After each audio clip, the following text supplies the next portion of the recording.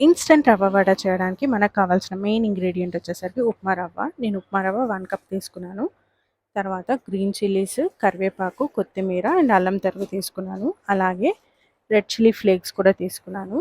And water తీసుకోవాలి. Water ఏంటంటే 1 cup upma రవ్వకి 2 కప్స్ వాటర్ తీసుకోవాలనమాట. ఇన్‌స్టంట్ రవ్వ వడ చేసేద్దాం రండి. ఫస్ట్ స్టవ్ మీద పాన్ పెట్టుకొని వాటర్ వేసుకోవాలి. 2 కప్స్ వాటర్ వేసుకొని అందులో తగినంత సాల్ట్ వేసుకొని బాయిల్ చేయాలి. సాల్ట్ వేసిన తర్వాత వాటర్ కొంచెం బాయిల్ అవ్వనివ్వాలి. బాయిల్ అయిన తర్వాత అందులో గ్రీన్ చిల్లీస్, కొత్తిమీర, కరివేపాకు, అల్లం అన్నీ వేసుకొని బాయిల్ చేయాలి. ఈ టైంలోనే ఒకసారి టేస్ట్ చెక్ చేసుకొని ఉప్పు సరిపోకపోతే కొంచెం ఉప్పు యాడ్ చేసుకోవచ్చు మీ టేస్ట్‌కి తగ్గట్టు. వాటర్ కాస్త బాయిల్ అయిన తర్వాత అందులో రెడ్ చిల్లీ ఫ్లేక్స్ వేసుకోవాలి.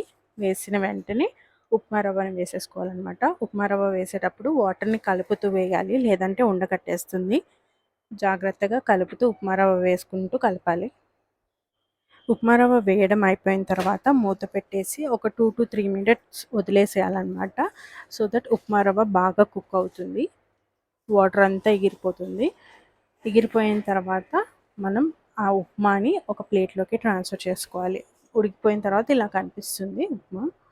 దాన్ని మనం ఒక ప్లేట్లోకి ట్రాన్స్ఫర్ చేసుకొని కాస్త చల్లార్చుకొని దాంట్లో ఒక 2 ఆయిల్ చుక్కలు వేసుకొని బాగా ముద్దలాగా కలుపుకోవాలన్నమాట. మన వడ మిక్స్చర్ అయితే రెడీ అయిపోయింది. ఇప్పుడు దీన్ని చిన్న చిన్న బాల్స్ లాగా చేసుకొని వడ షేప్లో ప్రెస్ చేసుకొని డీప్ ఫ్రై చేసుకోవడమే. మధ్య మధ్యలో నీళ్ళు అద్దుకుంటూ చేస్తే ఈజీగా అయిపోతుందన్నమాట. మినపవడ చేయడం రాని వాళ్ళు కూడా ఈ వడ ఈజీగా చేయొచ్చు. ఎందుకంటే ఉప్మా రవ్వ అనేది షేప్ హోల్డ్ చేస్తుంది. మనం ముందుగానే వడలన్నీ ఒత్తేసుకొని డైరెక్ట్గా ఆయిల్లో ఫ్రై చేసుకోవచ్చు. అదే మినపవడ అనుకోండి, పిండి సరిగ్గా రుబ్బకపోతే వడ వేయడం కూడా సరిగ్గా రాదనమాట. డీప్ ఫ్రై చేయడం ఇష్టం లేని వాళ్ళు ఎయిర్ ఫ్రైయర్లో కూడా ఫ్రై చేసుకోవచ్చు. ఎలా చేసినా కూడా క్రిస్పీగా టేస్టీగా చాలా బాగుంటుంది. ఒకసారి మీరు కూడా ఈ రెసిపీని ట్రై చేసి ఈ రెసిపీ మీకు ఎలా కుదిరింది అనేది కామెంట్ సెక్షన్లో షేర్ చేయండి. అలానే వీడియో నచ్చితే ప్లీజ్ సబ్స్క్రైబ్.